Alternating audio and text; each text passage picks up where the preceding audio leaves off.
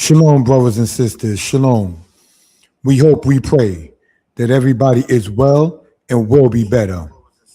This is your brother and friend, Yeshaya Yisrael. We come, brothers and sisters,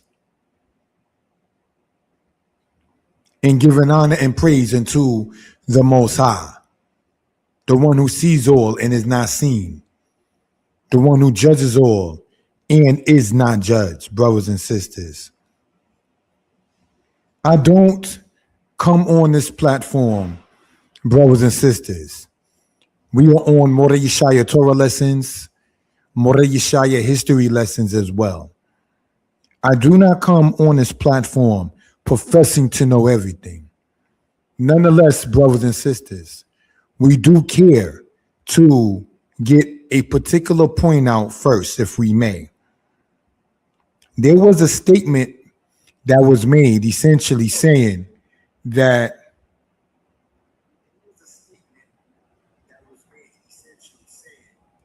the men are the leaders, the men are the heads, and that is very, very true, brothers and sisters. It is not a matter of it being misogynistic or the hatred of women to sit there and understand that particular matter. And there are two things I would like to say, if I may, regarding the man being the leader, being the head, say, in a situation. He must move correctly. This is not to say there will not be any mistakes. This is not to say that there will not be things that are done that are just wrong. But nonetheless, brothers and sisters, what we are attempting to convey and what we are attempting to say, brothers and sisters, is this.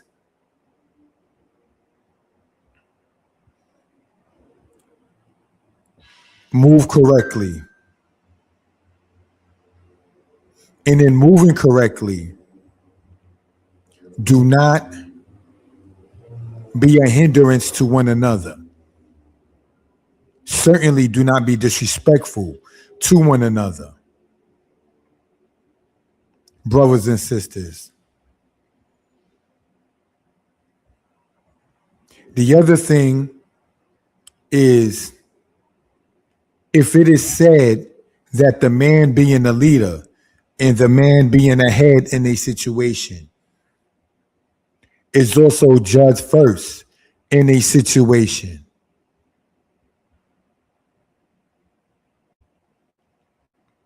can we think what will happen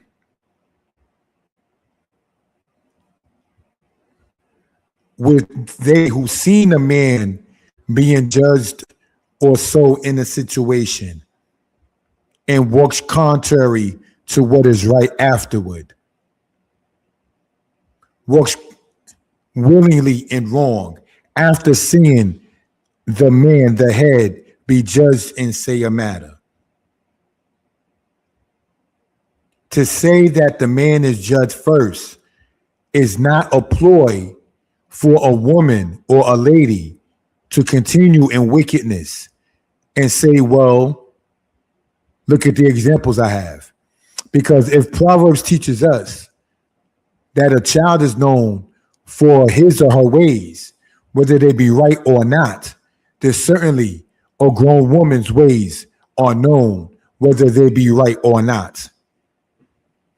An example, and no disrespect is intended, is in the scriptures with David and Nabal.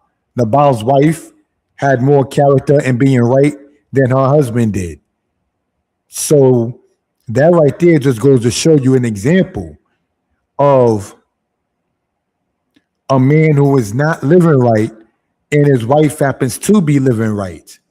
It's not a thing where, well, if he's not living right and he's the head, so I don't have to live right because, well, look at the example. Such is not the case. You understand?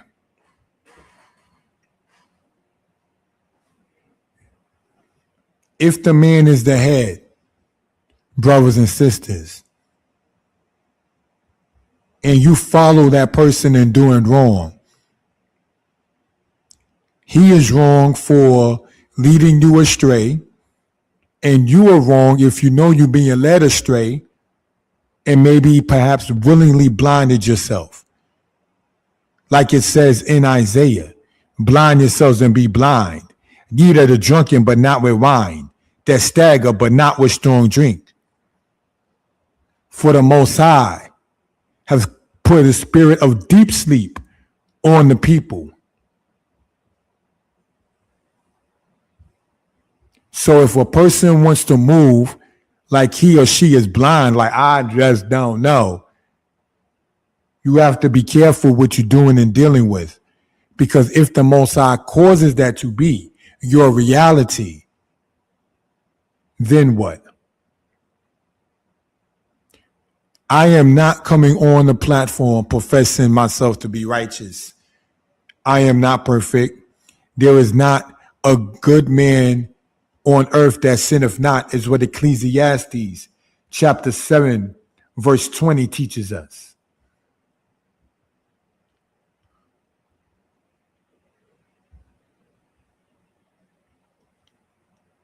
The other matter is, if a woman's righteousness is her righteousness, and her righteousness essentially cannot cover for her husband, then how, no disrespect intended, can his wickedness bring her down? When it says, if you are wise for yourself. If you follow that which is wrong, that's on you for following that which is wrong. And is also on that person for leading you astray. But we have to ask who and how many will truly be led astray. If you already, no disrespect intended, have a concept that says, well, if the man is doing wrong and I do likewise, he's the head, and so on, that right there already has it to be what it is in that manner and where your mind is at. I would like to read something, and again, this is not to profess anybody to be better than the other. But brothers and sisters, let us look at this if we will, right? If we go to the share screen, right? This is a continuation from a teaching that we did before, all right? But before we go there exactly, I would like to turn, if we will, or read, if we will,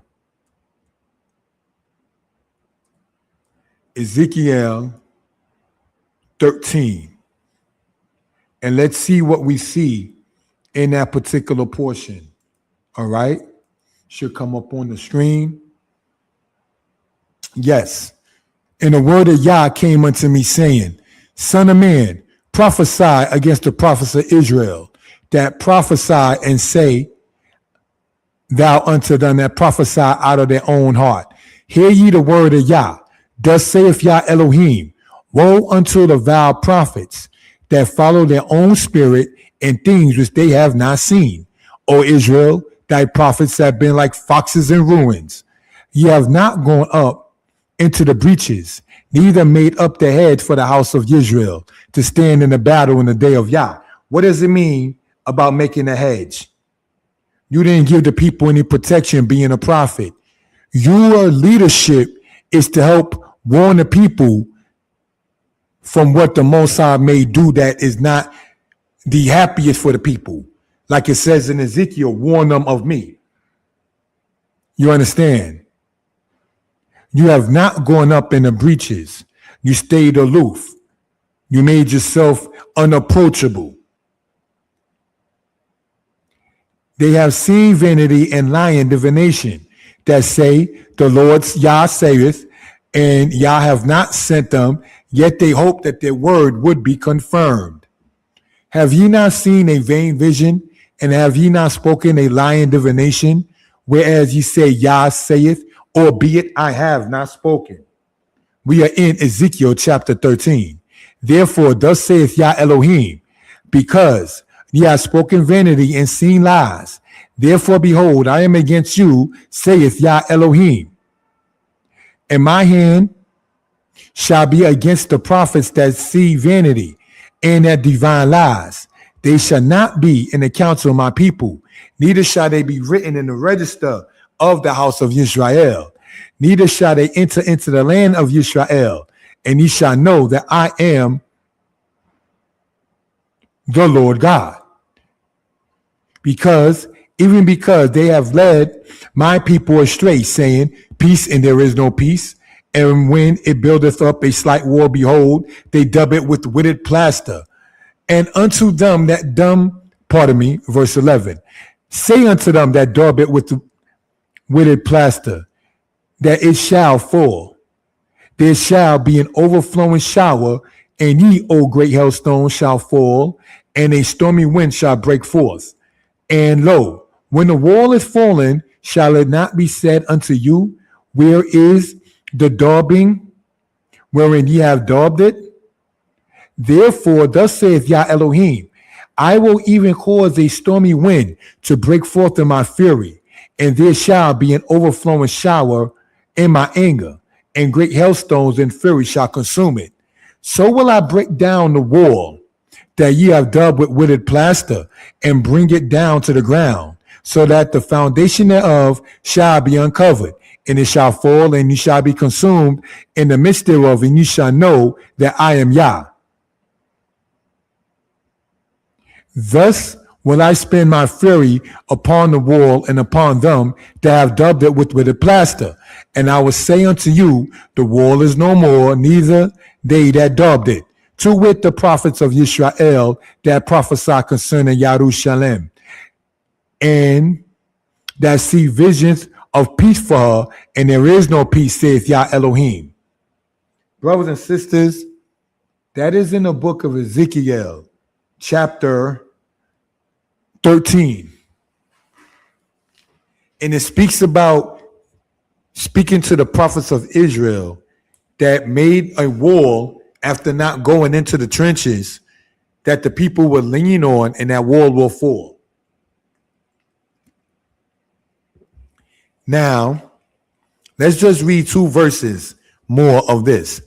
And thou, son of man, set thy face against the daughters of thy people that prophesy out of their own heart, and prophesy thou against them, and say, thus saith Yah Elohim, woe to the women that sew cushions upon all elbows, and make pad for the head of the persons of every stature to hunt souls. Will ye hunt the souls of my people and save souls alive for yourselves? Brothers and sisters, unless I'm mistaken, there is no portion where it says because the men went astray and now you got women who go astray, that is all the fault of the male regarding the female, nor the opposite way.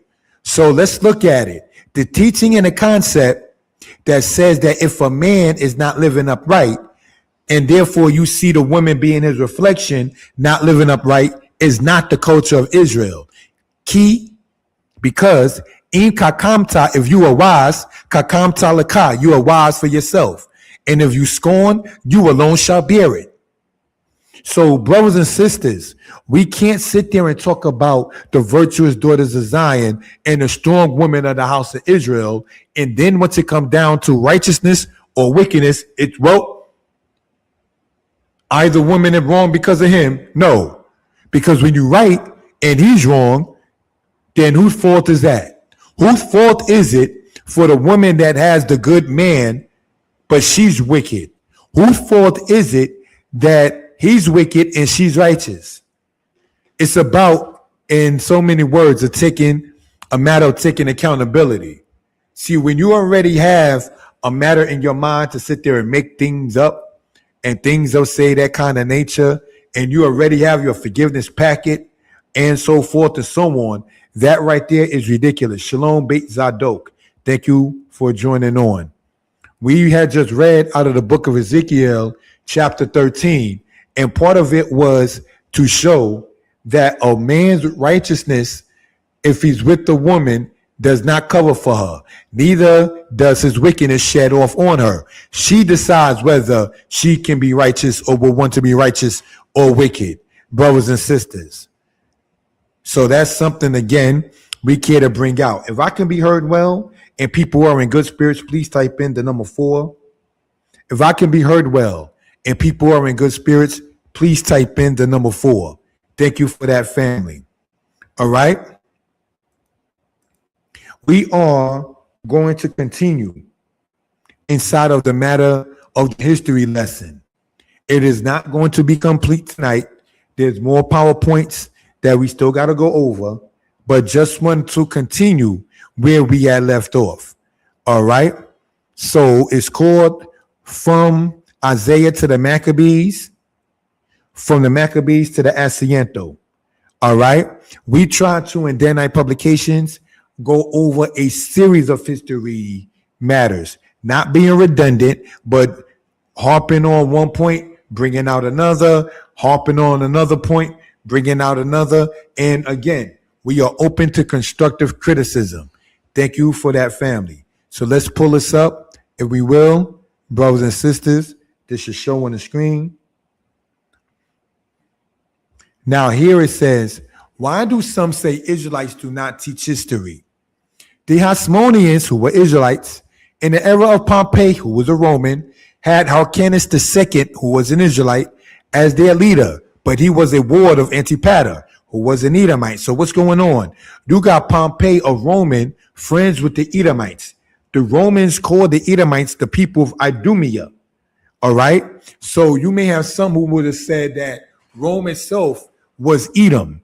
But how can that be the case when we already know you are what your father is? So now, if Rehoboam's mother in the Bible was an Ammonite woman, but his father was of the house of Israel, that makes Rehoboam of the house of Israel. So now when you read, for instance, in Joshua, for those who read it, right, and it says that the people of Edom mixed in with the people of Kittim, and the people of Kittim are in Chronicles of the book of Chronicles are shown to be from the people of Japhet. That still holds weight because you still are what your father is, even if it's the European Japhetic nations with the Asiatic Edomites. So you have to find out which one was the father and say that particular case. There is no nation totally mixing in with another nation that simply becomes obliterated or mixed in and absorbed. No, your cultures might be absorbed, but your ethnic background and your pedigree and who you come from as a people is not fully absorbed if you still are what your father is. So let's continue. The Maccabean independence was from 143 to 63 BCE. The time when Pompey was not in Jerusalem, we see Crassus in the temple, and he stole from the temple. Crassus died in 53 BCE. When Crassus died, the Israelites struck for freedom. This was put down by Longinus, and then he sold 30,000 Israelites into slavery. That's important for us to remember. Antipater, who was of Edom, Pompey, who was of Rome, Buddy, died in 43 BCE. When Antipater died, Parthia set up Antigonus as king. He was the last Hasmonean king. Antigonus was killed by Mark Antony. Mark Antony was defeated by Octavian. Antony committed suicide eventually. Mark Antony, that is. Herod, the son of Antipater, became friends with Augustus. Augustus and Octavian are the same person. Herod defeated the Parthians for Rome, and Rome set him up as the leader. So this is how you can see Herod, the son of Antipater of Idumea, the Edomites, friends with brothers and sisters, the people of Rome.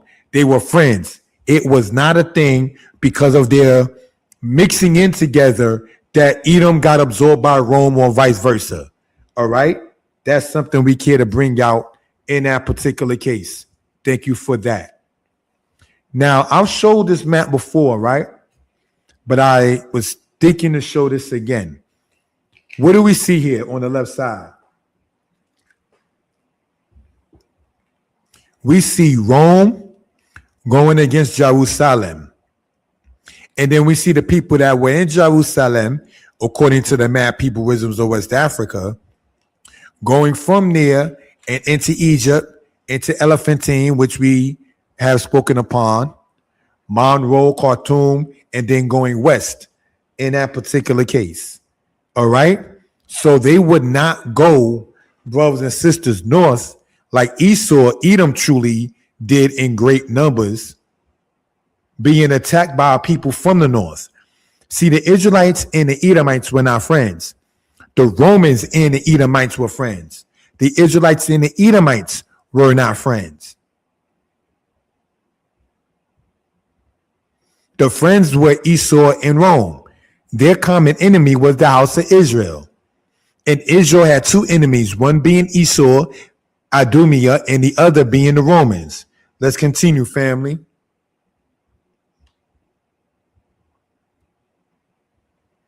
The Romans in, quote, the hood.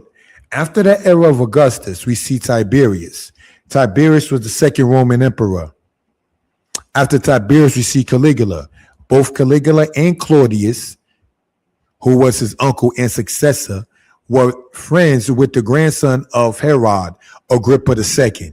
It should be noted that the Israelites during this time were under the subjugation of the Romans.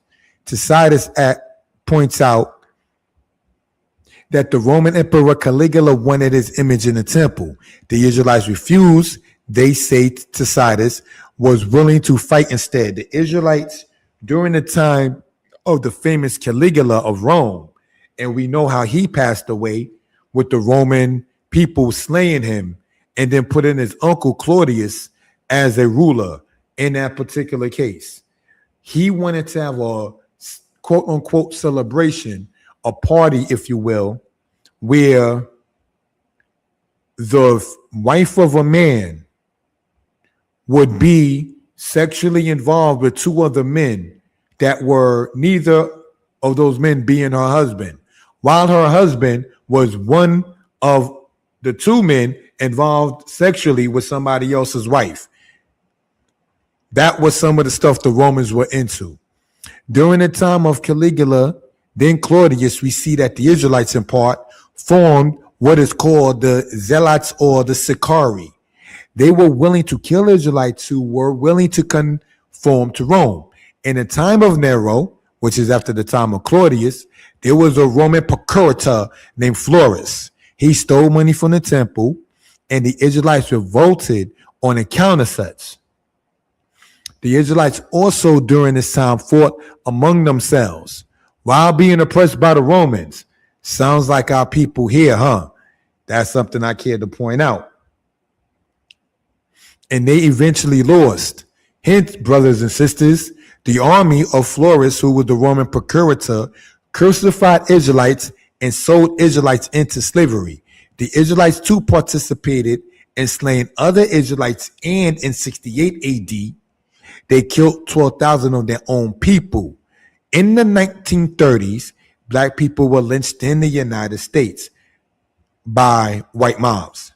In the 1990s, blacks were killing blacks in street gangs, such as we see with, quote, Bloods and Crips, which is horrible. So who's winning on the House of Israel side when Israel is against Israel, having common enemies such as Rome and Esau?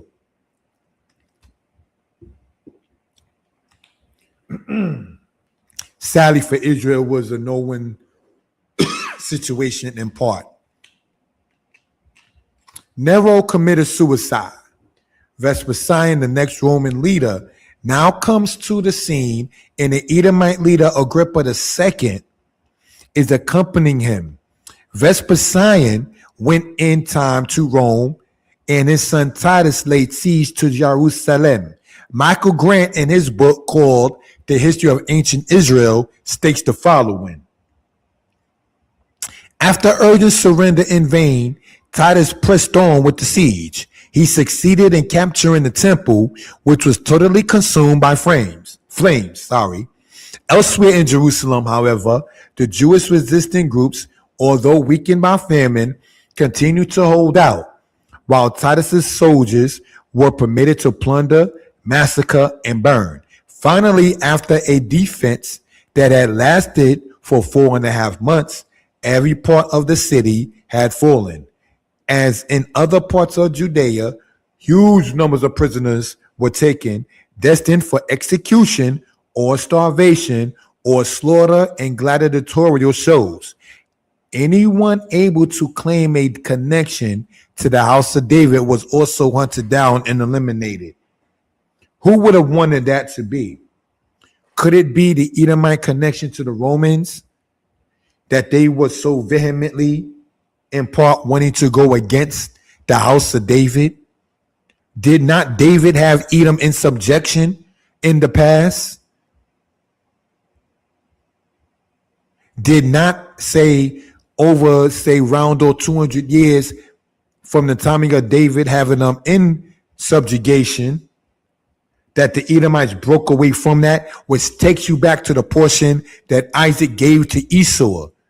It says that he will rule over you, Esau, and in time you will come to break his yoke from off of your neck.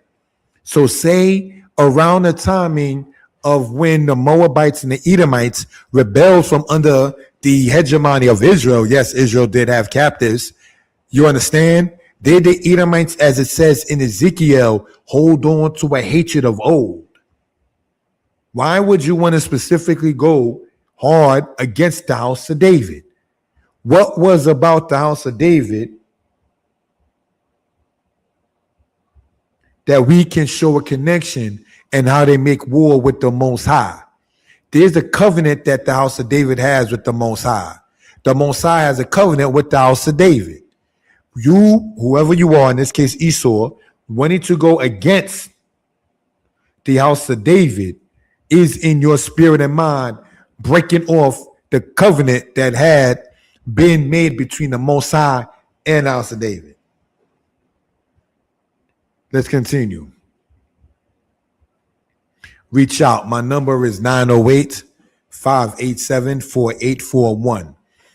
Maurice Abadi, a French historian, asserts that the Semitic origin of the Fulani of the Niger cannot be questioned.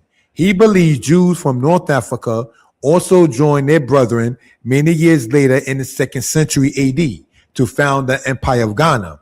There are others that say this hold credence since there are Fulani found in Senegal and the Cameroons. This can be found in the book written by Moses Farrar. May the Most High continue his life. In 1528, Rabbi Abraham ben Eliezer Halevi reported that the tribes of Dan and Gad, which were of the house of Israel, were living in Ethiopia. In 1542, Rabbi Moses Basola of Ancona went on a pilgrimage to the Holy Land. When he arrived in Beirut, he met 4 Jews from Babylonia. One named Moses stated to Basola he heard of Arabs who had seen it with their own eyes, that there was indeed such a thing as the Symbatian River, and that the, quote, sons of Moses inhabited it without a doubt, Tudor Parfit in his book. Brothers and sisters, I met the elder Moses Farrar cited there, and I was recently told that the man is still among us and doing well. May the Most High continue to bless his life. I met Moses Farrar over 20 years ago, and he is very well known as an author in the house of Israel. Look him up and get his books from online. Thank you, family. I'm going to show one of his books just to give the man the honor, if we will, right? Let's look if we will in this particular case, right?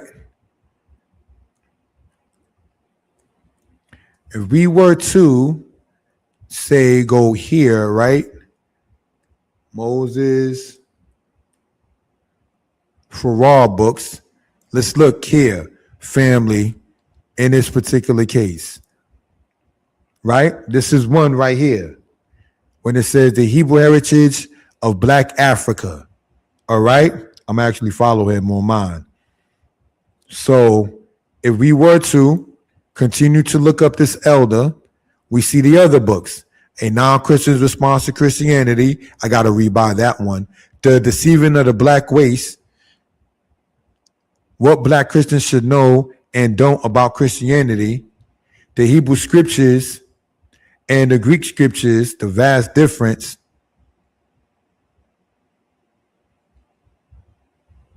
And we see his books there for those who are interested. All right. So just want to show that as we will in that particular case. So family, let us continue. If we will, we won't pull this up. We don't intend for this to even be long. Thank you for the time. All right. Let's continue.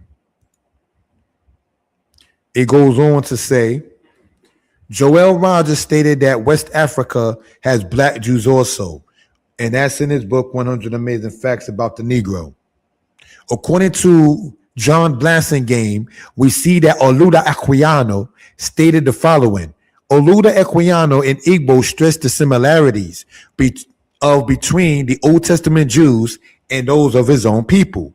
Like the Israelites in their primitive state, our government was conducted by our chiefs or judges, our wise men and elders, and the head of the family with us enjoyed a similar authority over his household, with that which is subscribed to Abraham and the other patriarchs. The law of retaliation obtained almost universally with us as with them, the Israelites, and even their religion appeared to have shed upon us a ray of its glory. For we had our circumcision, we had our sacrifices and burnt offerings, our washings and purifications, and on the same occasions as they did. That's according to Oluda Equiano, who lived, brothers and sisters, in the 18th century and was a captive, was a slave during the matter of the Atlantic slave trade. I like to pull up something in regards with that, brothers and sisters, if we will. All right. Here we have, right?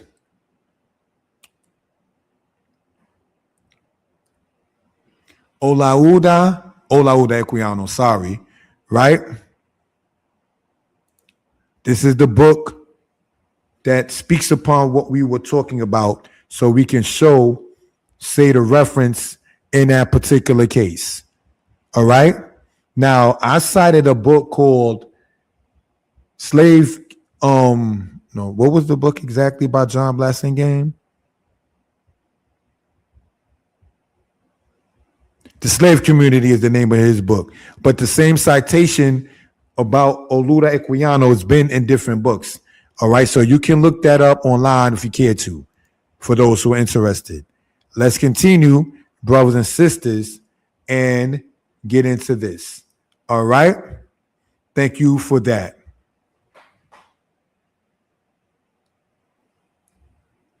Take notes and go to Amazon.com. The Israelites were noted as being in West Africa. The next people to attack the Israelites were the Arabs.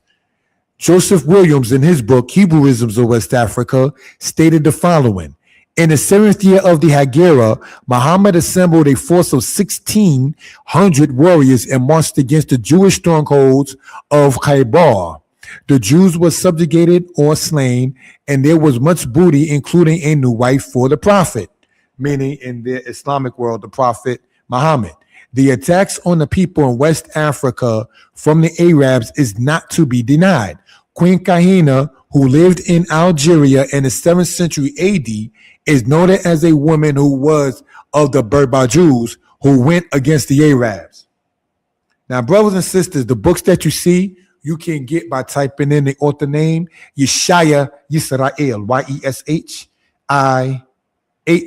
and last name, Y-I-S-R-A-E-L, and you can see these books come up if you're interested. Recently, what I've noticed is that not being racial, Caucasians, white people, if you will, have been going hard about the Arab slave trade, and the Arabs are doing this. You always say the Atlantic slave trade, but what about the Arab slave trade? Lead the black man into studying the Arab slave trade that Muslims even talked about. See what you come up with. See who are the Arabs going against in their own matters. Read the records of Ibn Battuta, brothers and sisters. Find out what he was saying about the people in Western Africa. Find out what Queen Kahina, as we was mentioning earlier, saying that we have to fight for the tribe of Judah against the Arabs. See, when you're trying to perhaps, and I say in no disrespect, deflect from you, and you want us, black people, as if we didn't know about the Arab slave trade, we did know about it. We talk perhaps more about the Atlantic slave trade, the Portuguese, the Dutch, the British, the French, the Spaniards, because we speak today Portuguese, French, English, and Dutch throughout the Western Hemisphere. So it may affect us more. So we might talk about it more. But perhaps trying to deflect, not trying to help black people in history knowledge in history, no. It's a deflect matter. What about the Arabs? And you're going to see what these Arabs said, who they were subjugating. So this is something, brothers and sisters, to look into.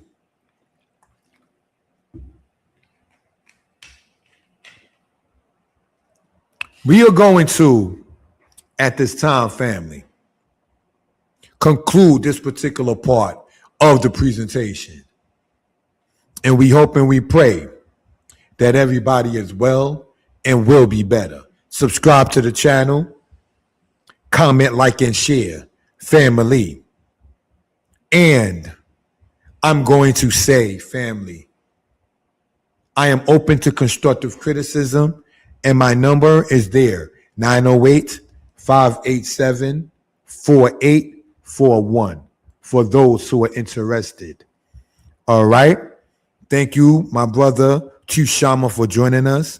Thank you, my friend, Beit Zadok. And I don't know who Chevelle Wallace is, but thank you for joining us in the presentation as well. All right? So we're going to close out with the timing allotted. Subscribe to the channel so you know when we come back on. May we be blessed by our Maker. Shalom.